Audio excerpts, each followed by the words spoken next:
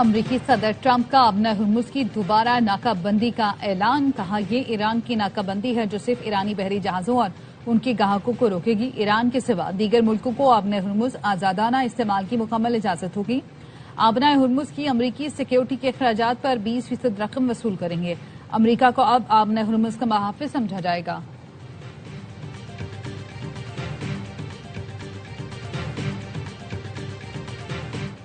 ایران کا امریکہ کو ابنا ہرمز میں مداخلت سے روکنے کا اعلان. خاتم الانبیاء ہیڈ کوارٹرز کے ترجمان کرنل ابراہیم ذوالفقاری نے کہا کہ امریکہ کی مسلسل جارحیت نے علاقائی سلامتی اور بین الاقوامی تجارت کو خطرے میں ڈال دیا.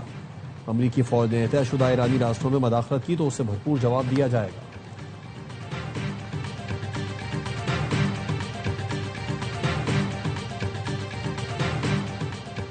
برطانیہ نے ایرانی پاسداران انقلاب کو دہشت گرد تنظیم قرار دے دیا. غیر ملکی ریاستی پراکسی گروپوں کے خلاف کارروائی کے تحت پاسداران انقلاب کی حمایت غیر قانونی قرار.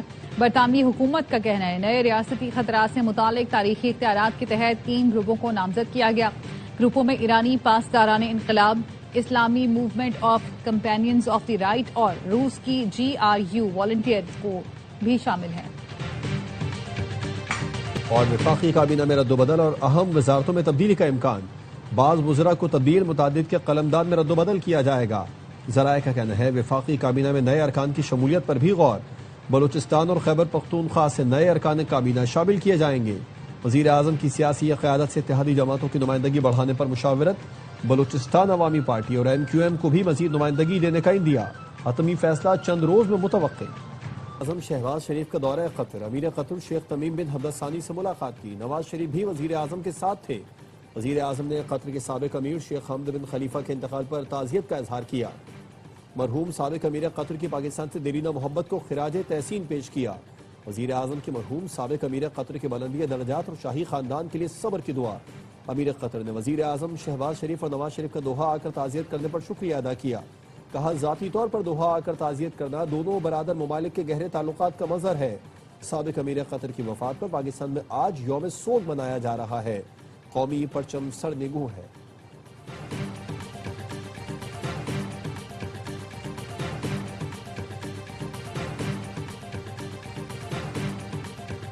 امریکا اور ایران کے ایک دوسرے پر حملے. امریکہ نے اصفہان، بندر عباس سمیت کئی شہر نشانہ بنائے.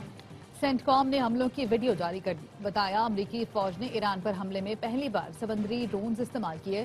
ایران کے فضائی دفاعی نظام، ساحلی ریڈار سائٹس، میزائل اور ڈرون صلاحیتوں سمیت چھوٹی کشتیوں کو نشانہ بنایا. ایرانی میڈیا کے مطابق اصفہان کے شہر 9 میں فوجی اڈے پر میزائل داغے گئے. حملے میں ایک شخص جان سے گیا. آبادان پر حملے میں 2 افراد جان بحق، کئی زخمی ہیں.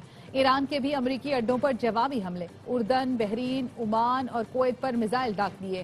پاسداران انقلاب کا کہنا ہے دفاعی نظام، میزائل تنصیبات اور بنکروں پر تباہ کن ڈرون حملے کیے. اردن کے شہزادہ حسن ایئر بیس پر ایندھن کے ٹینکوں اور اسلحہ ڈیپو میں آگ لگ گئی. بحرین میں شیخ عیسیٰ ایئر بیس بھی نشانہ بنا. عمان پر حملے میں ریڈار سسٹمز ناکارہ بنا دیے گئے. ایرانی فضائیہ کا بندر عباس میں امریکی ڈرون مار گرانے کا بھی دعویٰ.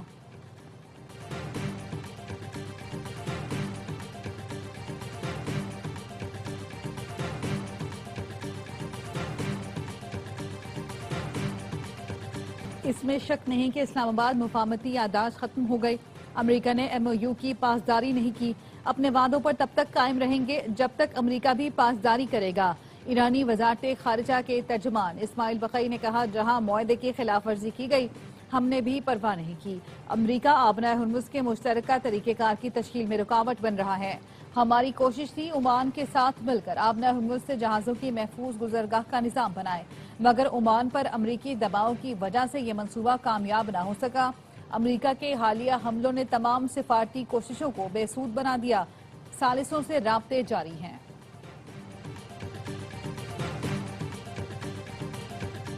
فیلڈ مارشل سید عاصم منیر 2 روزہ سرکاری دورے پر ترکیہ پہنچ گئے. ترکیہ پہنچنے پر فیلڈ مارشل کا گرم جوشی سے استقبال کیا گیا. سیکیورٹی ذرائع کے مطابق فیلڈ مارشل دورے کے دوران ترکیہ کی عسکری اور سیاسی قیادت سے ملاقاتیں کریں گے. پاک فوج FC بلوچستان اور پولیس کا مشترکہ آپریشن شابان جاری.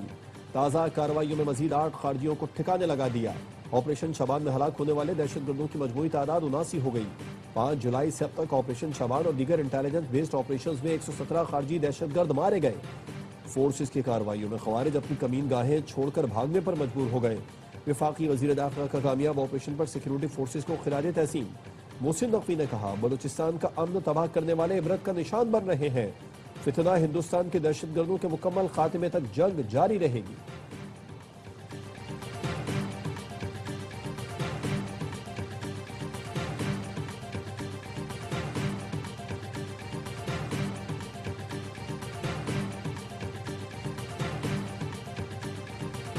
امریکہ ایران کشیدگی کے باعث عالمی منڈی میں خام تیل کی قیمتوں میں پھر اضافہ۔ تیل کی قیمتیں 4% سے زائد بڑھ گئیں۔ برنٹ خام تیل کی قیمت $79.17 فی بیرل پر پہنچ گئی۔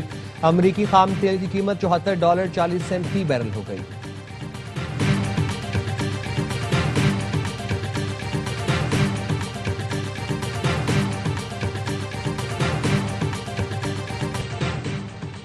وفاقی آئینی عدالت نے مونال ریسٹورانٹ گرانے کا فیصلہ کالعدم قرار دے دیا۔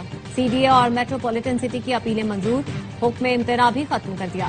ٹرائل کورٹس کو جلد از جلد مقدمات کے فیصلوں کی ہدایت۔ آئینی عدالت نے کہا ملکیت کا فیصلہ ٹرائل کورٹس بغیر عدالتی آبزرویشن سے متاثر ہوا کریں گی۔ انتظامی معاملات کا فیصلہ ریگولیٹری باڈیز کریں گی۔ جسٹس حسن اظہر رضوی نے ریمارکس دیے سپریم کورٹ کے فیصلے میں بہت سے نکات کو مد نظر نہیں رکھا گیا۔ کیس دائر کرنے یا نظر ثانی دائر کرنے پر بھی عدالت نے غصہ کیا۔ فیصلے میں وہ کچھ لکھا گیا جس کا فسانے میں ذکر نہ تھا۔ ہم الف لیلا کی کہانی فیصلے میں نہیں لکھیں گے۔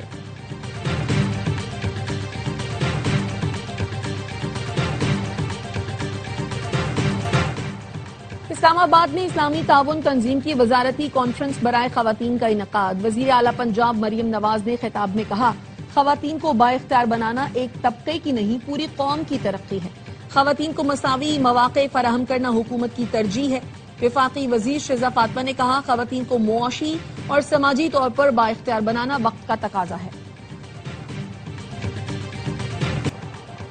وفاقی آئینی عدالت نے نئی گاج ڈیم کی تعمیر مکمل ہونے تک کسی بھی عدالت کو مداخلت سے روک دیا۔ سندھ ہائی کورٹ کا فیصلہ کالعدم قرار۔ عدالت نے فیصلے میں لکھا ہائی کورٹ نے قانون کو مد نظر رکھے بغیر غلط ہدایات جاری کی۔ وابڈا اور نیب قوانین کو مد نظر نہیں رکھا گیا۔ آرٹیکل 199 کے تحت ہائی کورٹ کے دائرہ اختیار کو دوبارہ لکھنے کا مطالبہ نہیں کیا جا سکتا۔ توقع ہے فریقین اصل معاہدے کے مطابق آگے بڑھیں گے۔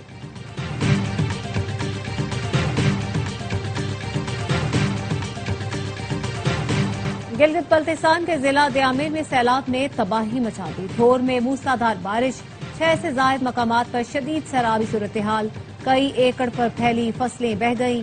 چلاس میں بونرداس کے قریب شارائق اور اکرم سے سیلابی ملبہ ہٹا دیا گیا۔ نیات کی رابطہ سڑک تاحال بند، آمد و رفت میں مشکلات کا سامنا۔ متاثرہ علاقوں میں بجلی کا نظام درہم برہم ہو گیا۔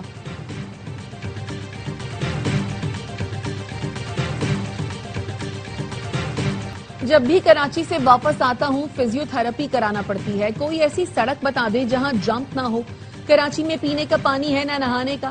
نون لیگ کے رہنما سینیٹر عابد شیر علی کہتے ہیں بانی پی ٹی آئی اپنے کیے کی سزا بھگت رہا ہے۔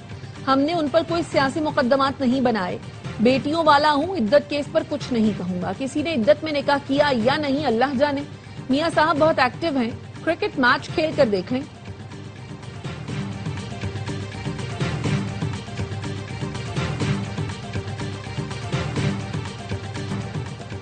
پنجاب کے چیک پوسٹوں پر ہمارے ڈیلر سے رشوت وصول کی جاتی ہے۔ رشوت کے پیسے مبینہ طور پر وزیر اعلیٰ ہاؤس پنجاب تک پہنچتے ہیں۔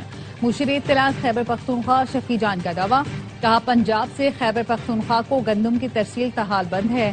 وفاق کو 15 سے زائد سرکاری مراسلے بھیجے لیکن مسئلہ حل نہیں ہوا۔ وزیر اعلیٰ خیبر پختونخوا کی زیر صدارت اجلاس۔ سہیل آفریدی کا غیر اعلانیہ لوڈ شیڈنگ اور کم وولٹیج پر برہمی کا اظہار۔ ادائیوں کے باوجود کھمبوں، ٹرانسفارمرز اور دیگر سامان کی عدم فراہمی پر تشویش کا اظہار کیا۔